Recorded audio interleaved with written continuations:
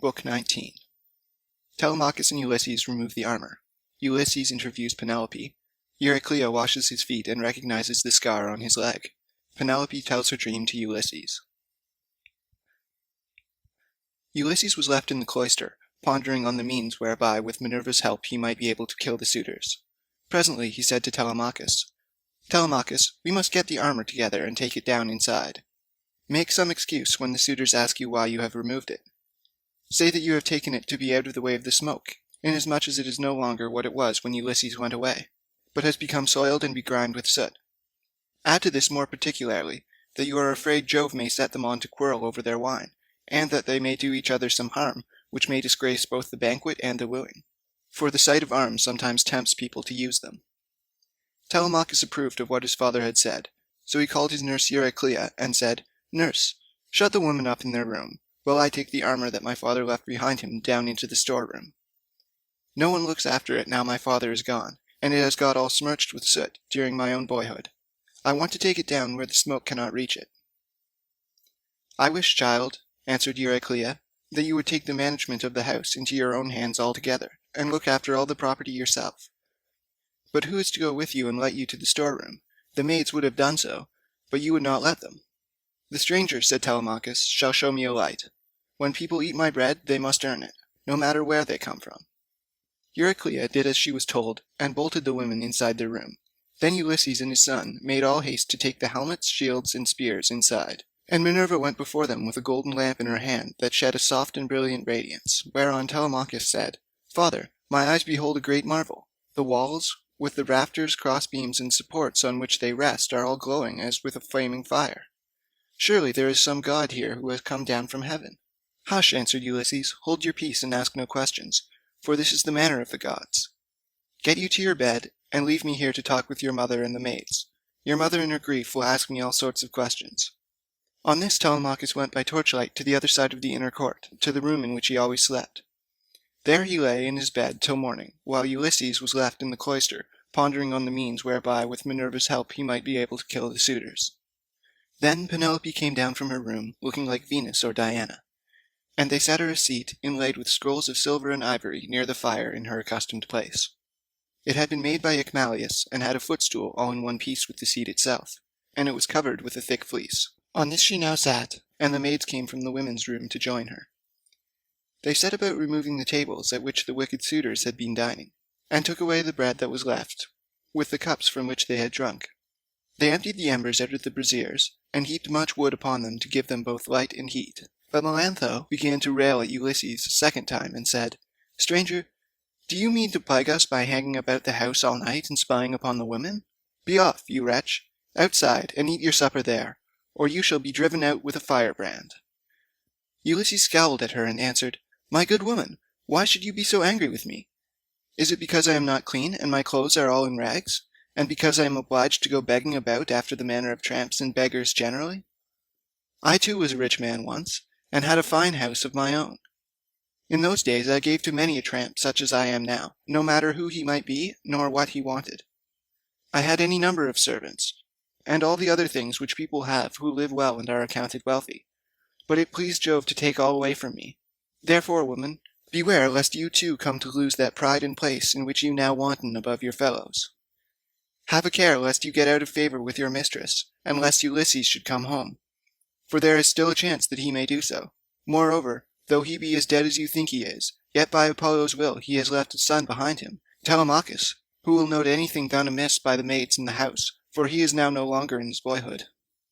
Penelope heard what he was saying, and scolded the maid. "Impudent baggage," she said. "I see how abominably you are behaving, and you shall smart for it. You know perfectly well, for I told you myself, that I was going to see the stranger and ask him about my husband, for whose sake I am in such continual sorrow." Then she said to her head-waiting woman Eurynome, "Bring a seat with fleece upon it for the stranger to sit upon while he tells his story, and listens to what I have to say. I wish to ask him some questions." Eurynome brought the seat at once and set a fleece upon it, and as soon as Ulysses had sat down, Penelope began by saying, "Stranger, I shall first ask you who and whence you are. Tell me of your town and parents."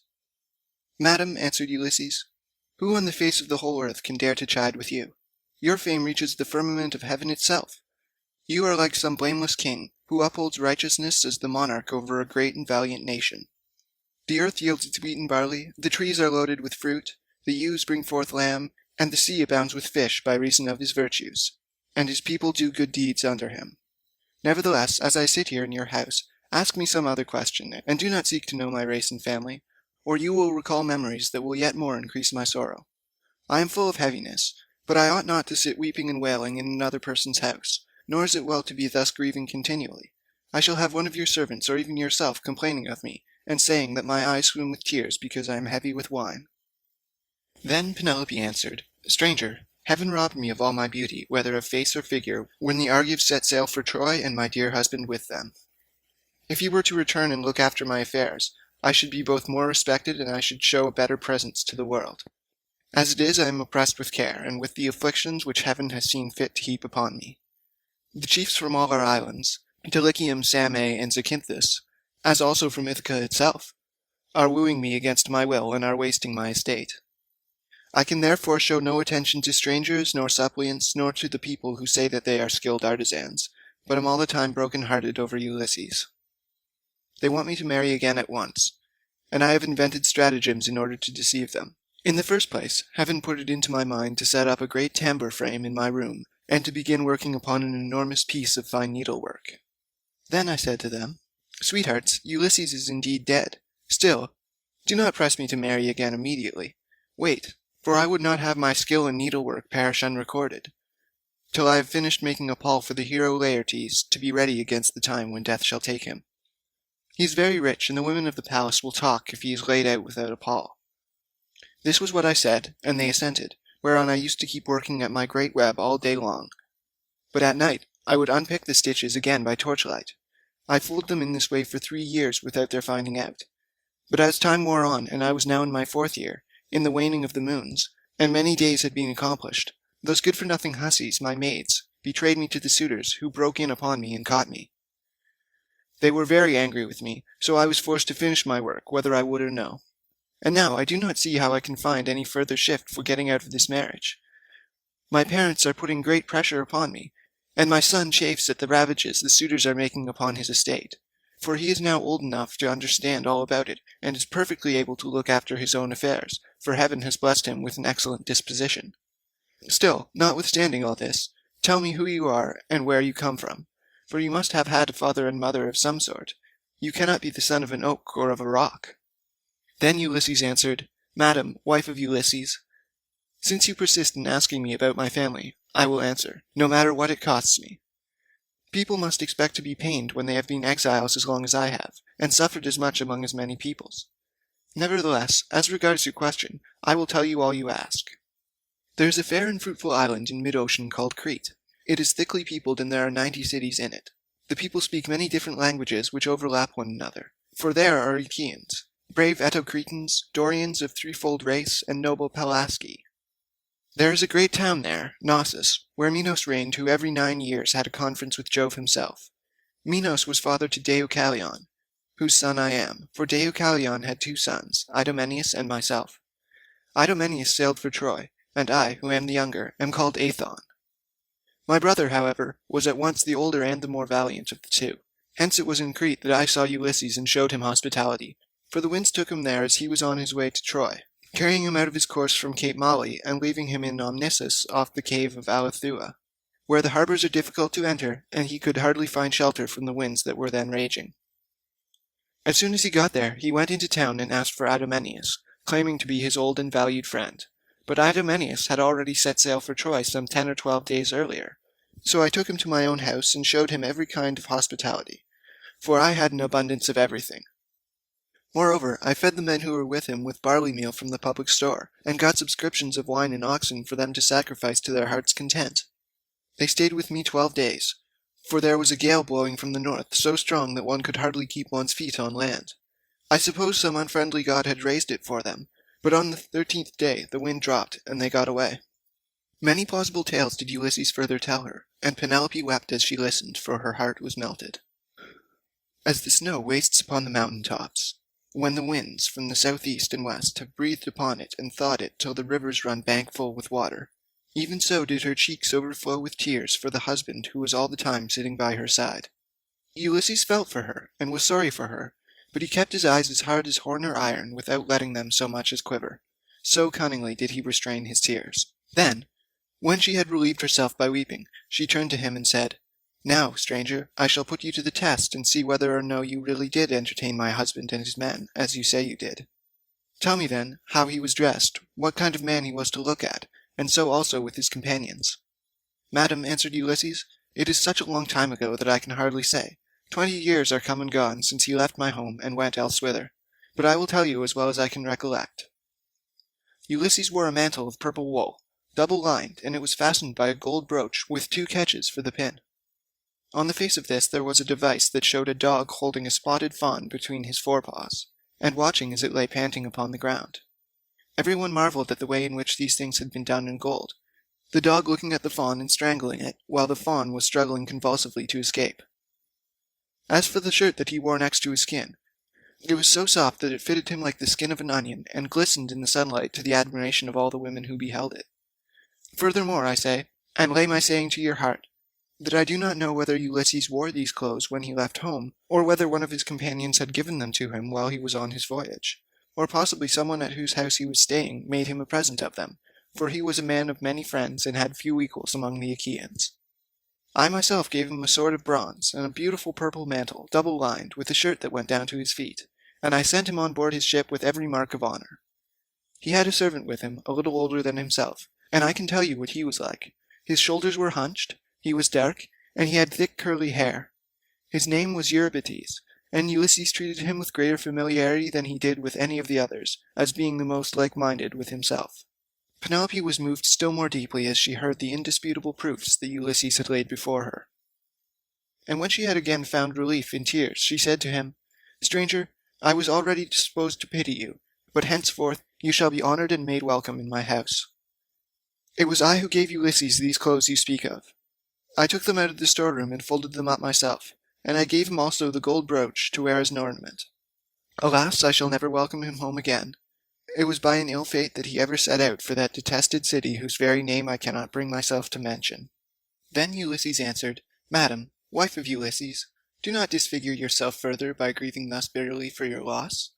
Though I can hardly blame you for doing so, a woman who has loved her husband and borne him children would naturally be grieved at losing him, even though he were a worse man than Ulysses, who they say is like a god. Still, cease your tears and listen to what I can tell you. I will hide nothing from you, and can say with perfect truth that I have lately heard of Ulysses as being alive and on his way home. He is among the Thesprotians, and is bringing back much valuable treasure that he has begged from one and another of them. But his ship and all his crew were lost as they were leaving the Thrinacian island, for Jove and the sun god were angry with him because his men had slaughtered the sun god's cattle, and they were all drowned to a man. But Ulysses stuck to the keel of his ship, and was drifted on to the lands of the Phaeacians, who are near of kin to the immortals, and who treated him as though he had been a god, giving him many presents and wishing to escort him home safe and sound. In fact, Ulysses would have been here long ago, had he not thought better to go from land to land gathering wealth, for there is no man living who is so wily as he is. There is no one who can compare with him. Phaedon, king of the Thesprotians, told me all this, and he swore to me, making drink offerings in his house as he did so, that the ship was by the waterside, and the crew found who would take Ulysses to his own country. He sent me off first, for there happened to be a Thesprotian ship sailing for the wheat-growing island of Dulichium. But he showed me all the treasure Ulysses had got together, and he had enough lying in the house of King Phaedon to keep his family for 10 generations. But the king said Ulysses had gone to Dodona, that he might learn Jove's mind from the high oak tree, and know whether after so long an absence he should return to Ithaca openly or in secret. So you may know that he is safe and will be here shortly. He is close at hand and cannot remain away from home much longer. Nevertheless, I will confirm my words with an oath, and call Jove, who is the first and mightiest of the gods, to witness, as also that hearth of Ulysses to which I have now come, that all I have spoken shall surely come to pass. Ulysses will return in this selfsame year. With the end of this moon and the beginning of the next, he will be here." "May it be even so," answered Penelope. "If your words come true, you shall have such gifts and such goodwill from me that all who see you shall congratulate you. But I know very well how it will be. Ulysses will not return, neither will you get your escort hence. For so surely as that Ulysses ever was, there are no longer any such masters in this house as he was, to receive honorable strangers or to further them on their way home." And now, you maids, wash his feet for him, and make him a bed on a couch with rugs and blankets, that he may be warm and quiet till morning. Then, at daybreak, wash him and anoint him again, that he may sit in the cloister and take his meals with Telemachus. It shall be the worse for any one of these hateful people who is uncivil to him. Like it or not, he shall have no more to do in this house. For how, sir, shall you be able to learn whether or not I am superior to all others of my sex, both in goodness of heart and understanding, if I let you dine in my cloisters squalid and ill-clad? Men live but for a little season. If they are hard and deal hardly, people wish them ill so long as they are alive, and speak contemptuously of them when they are dead. But he that is righteous and deals righteously, the people tell of his praises among all the lands, and many shall call him blessed. Ulysses answered, Madam, I have forsworn rugs and blankets from the day I left the snowy ranges of Crete to go on shipboard. I will lie as I have lain on many a sleepless night hitherto. Night after night have I passed in any rough sleeping place, and waited for morning. Nor again do I like having my feet washed. I shall not let any of the young hussies about your house touch my feet. But, if you have an old and respectable woman, who has gone through as much trouble as I have, I will allow her to wash them. To this Penelope said, My dear sir, of all the guests who ever yet came to my house, there never was one who spoke in all things with such admirable propriety as you do. There happens to be in the house a most respectable woman, the same who received my poor dear husband in her arms the night he was born, and nursed him in infancy. She is very feeble now, but she shall wash your feet. Come here, said she, Euryclea, and wash your master's age-mate. I suppose Ulysses' hands and feet are very much the same now as his are, for trouble ages all of us dreadfully fast. On these words the old woman covered her face with her hands. She began to weep and made lamentations, saying, My dear child, I cannot think whatever I am to do with you. I am certain no one was ever more God-fearing than yourself, and yet Jove hates you. No one in the whole world ever burned him more thigh bones, nor gave him finer hecatombs when you prayed you might come to a green old age yourself, and see your son grow up to take after you. Yet see how he has prevented you alone from ever getting back to your own home. I have no doubt the women in some foreign place which Ulysses has got to are gibing at him as all these sluts here have been gibing at you. I do not wonder at your not choosing to let them wash you, after the manner in which they have insulted you. I will wash your feet gladly enough, as Penelope has said I am to do so. I shall wash them, both for Penelope's sake and for your own, for you have raised the most lively feelings of compassion in my mind. And let me say this, moreover, which pray attend to. We have had all kinds of strangers in distress come here before now, but I make bold to say that no one ever yet came who was so like Ulysses in figure, voice, and feet as you are. Those who have seen us both, answered Ulysses, have always said that we were wonderfully like each other, and now you have noticed it too. Then the old woman took the cauldron in which she was going to wash his feet, and poured plenty of cold water into it, adding hot till the bath was warm enough. Ulysses sat by the fire, but ere long he turned away from the light, for it occurred to him that when the old woman had hold of his leg she would recognize a certain scar which it bore, whereon the whole truth would come out.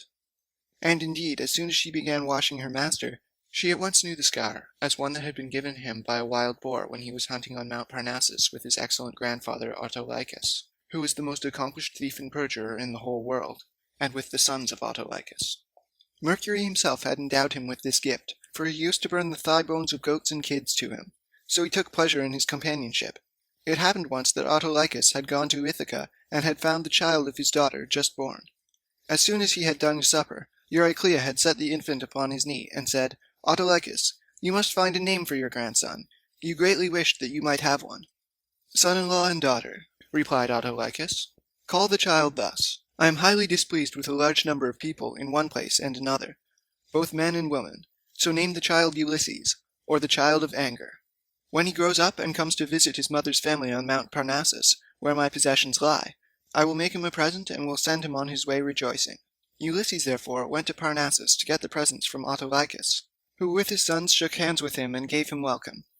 His grandmother Amphithea threw her arms around him and kissed his head and both his beautiful eyes, while Autolycus desired his sons to get dinner ready, and they did as he told them. They brought in a 5-year-old bull, flayed it, and made it ready to divide into joints. These they cut carefully into smaller pieces and spitted them. They roasted them sufficiently, and served the portions round.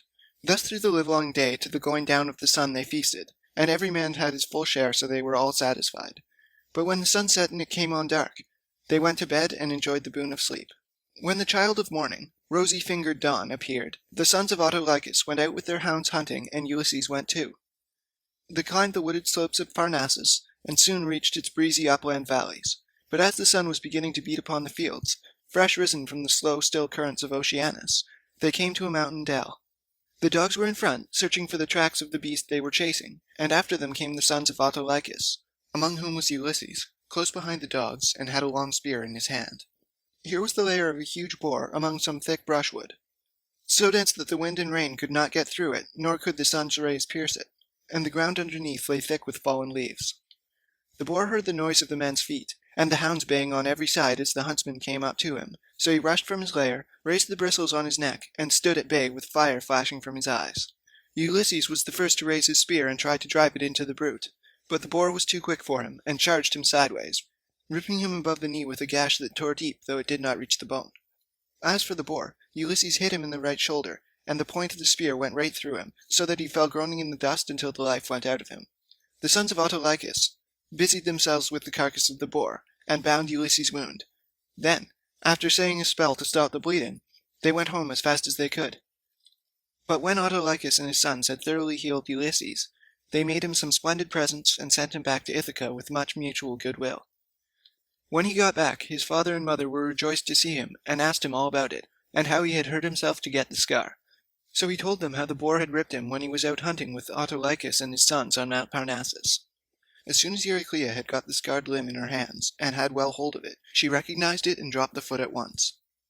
The leg fell into the bath, which rang out and was overturned, so that all the water spilt on the ground. Euryclea's eyes, between her joy and her grief, filled with tears. She could not speak, but she caught Ulysses by the beard, and said, "My dear child, I am sure you must be Ulysses himself, only I did not know you till I had actually touched and handled you." As she spoke she looked towards Penelope, as though wanting to tell her that her dear husband was in the house, but Penelope was unable to look in that direction and observe what was going on, for Minerva had diverted her attention. So Ulysses caught Euryclea by the throat with his right hand, and with his left drew her close to him, and said, "Nurse, do you wish to be the ruin of me? You who nursed me at your breast, now that after 20 years of wandering I am at last come to my own house again? Since it has been borne in upon you by heaven to recognize me, hold your tongue, and do not say a word about it to anyone else in the house. For if you do, I tell you, and it shall surely be true, that if heaven grants me to take the lives of these suitors, I shall not spare you, though you are my own nurse when I am killing the other women." "My child," answered Euryclea, "what are you talking about? You know very well that nothing can either bend or break me. I will hold my tongue like a stone or a piece of iron. Furthermore, let me say, and lay my saying to your heart, when heaven has delivered the suitors into your hand, I will give you a list of women in the house who have been ill-behaved, and of those who are guiltless." And Ulysses answered, "Nurse, you ought not to speak in that way. I am well able to form my own opinion about one and all of them. Hold your tongue, and leave everything to heaven." As he said this, Euryclea left the cloister to fetch some more water, for the first had been all spilt, and when she had washed his feet and anointed him with oil, Ulysses drew his seat nearer to the fire to warm himself, and hid his scar under his rags. Then Penelope began talking to him, and said, "Stranger, I should like to speak with you briefly about another matter. It is indeed nearly bedtime, for those at least who can sleep in spite of sorrow. As for myself, heaven has given me a life of such unmeasurable woe, that even by day when I am attending to my duties and looking after the servants, I am still weeping and lamenting during the whole time. Then, when night comes, and we all of us go to bed, I lie awake thinking, and my heart becomes prey to the most incessant and cruel tortures. As the dun nightingale, daughter of Pandareus, sings in the early spring from her seat in the shadiest cupboard hid, and with many a plaintive trill, pours out the tale of how by mishap she killed her own child Titylus, son of King Zethus. Even so does my mind toss and turn in its uncertainty whether I ought to stay with my son here, and safeguard my substance, my bondsmen, and the greatness of my house, out of regard for public opinion and the memory of my late husband, or whether it is now time for me to go with the best of these suitors who are wooing me and making me such magnificent presents. As long as my son was still young, and unable to understand, he would not hear of my leaving my husband's house, but now that he is full grown, he begs and prays me to do so, being incensed at the way in which the suitors are eating up his property. Listen then to a dream I have had, and interpret it for me if you can. I have 20 geese about the house that eat mash out of a trough, and which I am exceedingly fond of. I dreamed that a great eagle came swooping down from a mountain, and dug his curved beak into the neck of each of them till he had killed them all.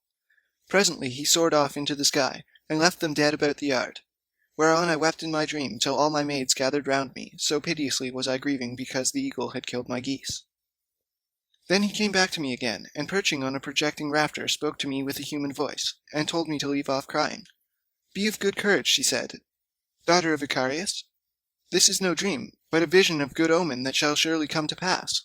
The geese are the suitors, and I am no longer an eagle, but your own husband who am come back to you, and who will bring these suitors to a disgraceful end." On this I awoke, and when I looked out I saw my geese at the trough, eating their mash as usual. "This dream, madam," replied Ulysses, "can admit but one interpretation, for had not Ulysses himself told you how it should be fulfilled? The death of the suitors is portended, and not one single one of them will escape." And Penelope answered, "Stranger, dreams are very curious and unaccountable things, and they do not by any means invariably come true. There are two gates through which these unsubstantial fancies proceed. The one is of horn, the other ivory.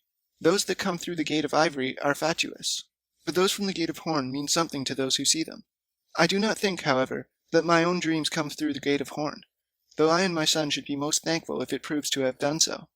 Furthermore, I say, and lay my saying to your heart, the coming dawn will usher in the ill-omened day that is to sever me from the house of Ulysses, for I am about to hold a tournament of axes. My husband used to set up 12 axes in the court, one in front of the other, that like the stays upon which a ship is built. He would then go back from them and shoot an arrow through the whole 12. I shall make the suitors try to do the same thing, and whichever of them can string the bow the most easily, and send his arrow through all 12 axes, him will I follow, and quit the house of my lawful husband, so goodly and so abounding in wealth. But even so, I doubt not that I shall remember it in my dreams." Then Ulysses answered, "Madam, wife of Ulysses, you need not defer your tournament, for Ulysses will return ere ever they can string the bow, handle it how they will, and send their arrows through the iron." To this Penelope said, "As long, sir, as you sit here and talk to me, I can have no desire to go to bed. Still, people cannot do permanently without sleep, and heaven has appointed us dwellers on earth a time for all things. I will therefore go upstairs and recline upon that couch which I have never ceased to flood with my tears from the day Ulysses set out for the city with a hateful name." She then went upstairs to her own room, not alone, but attended by her maids, and when there, she lamented her dear husband till Minerva shed sweet sleep over her eyelids. End of Book 19.